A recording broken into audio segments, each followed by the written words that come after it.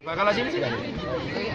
Cara tahapannya gimana? Jadi ini nanti setelah kita bersihkan, kita cetak, Ya. kemudian nanti kita amankan pengamanan, kemudian kita rekonstruksi, ya, kita konservasi, Pak.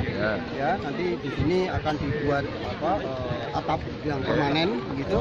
Nanti kemudian cetakan itu akan kita kembalikan pada posisi. Jadi tempatnya harus di situ. Iya. Jadi sudah dipastikan di situ akan dibangun. Iya. Pastikan ya, Pak.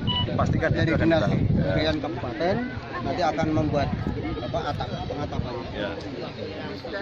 Oke. Tinggal mengatur arsiteknya tenanan aja aja sampai tenan dulu.